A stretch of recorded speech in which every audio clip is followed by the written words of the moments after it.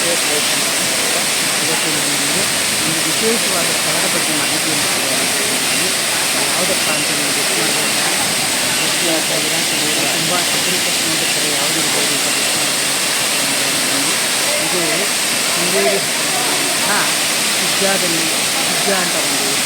ಆ ಊರಿಂದ 5 ಕಿಲೋಮೀಟ್ರ್ ದಾರಿ ಸವಿಸಿದರೆ ಅಲ್ಲಿ ಬಂದು ನಿಮಗೆ ಸಿರಿಮನೆ ಜಲಪಾತ ಅಂತ. ಇದು ಸಿರಿಮನೆ ಜಲಪಾತ ಪ್ರಯಾಣಿಕರಿಗೆ ಯಾರು ಶೃಂಗೇರಿ ಬರ್ತಾರೋ ಅವರೆಲ್ಲ ಕೂಡ ಇದನ್ನು ತಪ್ಪದೇ ನೋಡಲೇಬೇಕು.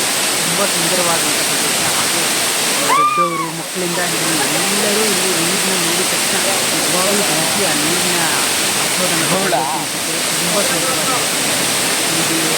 ಇಲ್ಲಿ ಹೋಗಬೇಕಾದ್ರೆ ಶೃಂಗೇರಿಯಿಂದ ಕೇವಲ 15 ಕಿಲೋಮೀಟರ್ ಅಂತರದಲ್ಲಿ ಈ ಸಿರಿಮನೆ ಜಲಪಾತಕ್ಕೆ ತುಂಬ ಸುಂದರವಾದಂಥ ಪ್ರದೇಶ. ಮಕ್ಕಳಿಗಂತೂ ಹೇಳೋ ಮನೆಯಲ್ಲ ನೀರಿನ ನಿಂತು ಆಟ ಪಾಠಗಳನ್ನು ನೋಡ್ತಾ ತುಂಬ ಸಂತೋಷ.